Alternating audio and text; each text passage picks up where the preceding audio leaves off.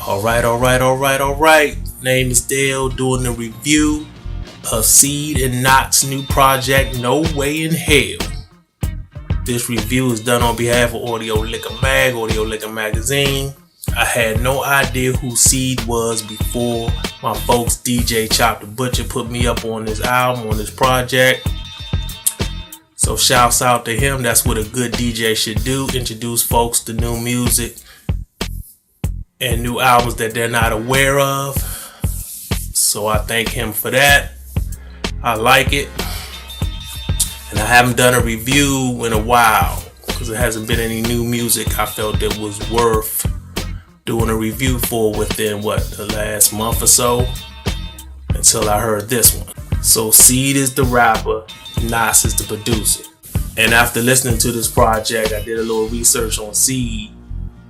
And he has 2 albums and a few EPs he's done within the last 10 years under the name The Bad Seed. So I guess he changed his name to just Seed now. So I'm definitely going to listen to them past projects to see how I match it up with this album. But anyway, we're going to talk a little about NOTTZ. I'm going to talk a little bit about NOTTZ. He's a very underrated producer. I dig his beats. He's done production for Busta Rhymes, Raw Digger. He actually did a whole album with Raw Digger that came out like in 2010 or 2009, which was pretty good. He's done production for Scarface, Royce da 5'9", Little Brother, Fonte. He did a whole album with rapper Big Pooh, which came out in like 2015, called Home Sweet Home, which was a banger. I highly recommend you go find that and listen to that. Purchase that if you haven't heard it or done so already. He's done production for Snoop Dogg, Rhapsody, Evidence, so on and so forth, etc., etc. A lot of folks.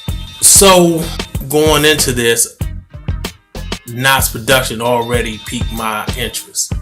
But this dude Seed can rap. He got lyrics. And my folks DJ Chop the Butcher, he sent me a link before actually listening to this album, getting this album. He sent me a link for the video they did for the Devils in the White House. And I was highly impressed with that. So I'm going to get into some of the songs, the standouts. Not going to talk about every track in detail.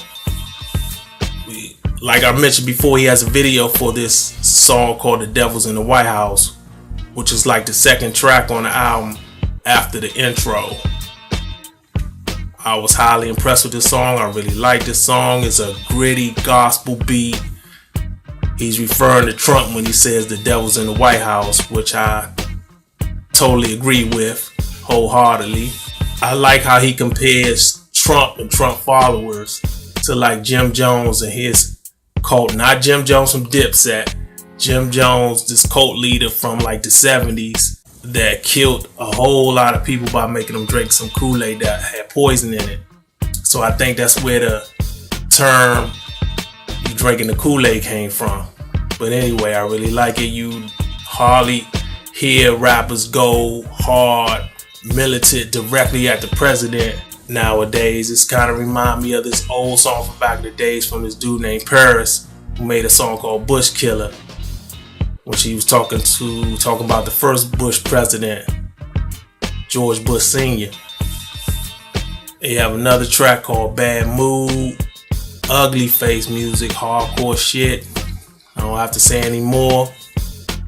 The lyrics are strong. You have another track called Sunday Morning, featuring DJ Total Eclipse. He's doing the cutting and scratching on the break. Ugly face, hardcore gospel music. Again, the beat is nasty. Braggadocious battle raps. You have another track called When All Else Fail. The beat is a banger. Battle rap, street shit. Another track called Pretty Little Liar, featuring Ty Phoenix. I haven't heard from her in a long time.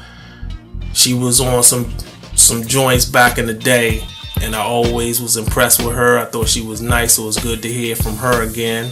It's a song where Ty Phoenix and Seed are in a relationship, and he's accusing her of cheating.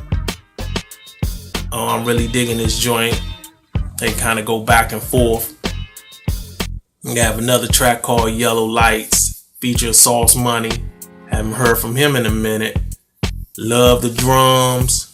Seed is doing some reflecting on how he's different now that he's older compared to when he was younger.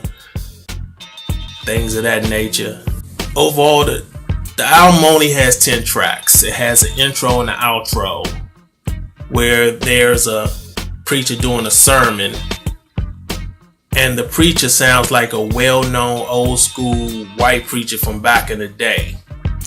The voice is very familiar, but I can't seem to place the name of the preacher that's on the intro and the outro. Then you have an interlude where you have this lady talking. So it was only one song that I didn't like, that I didn't care for. It wasn't bad by no means, I just couldn't get into it. So there's only one actual song that I didn't like. It's a short but tight project. It's one of them joints you can put on and not have to worry about skipping really too much. So I recommend you find it, get it, purchase it, buy it. I'm done. There you have it.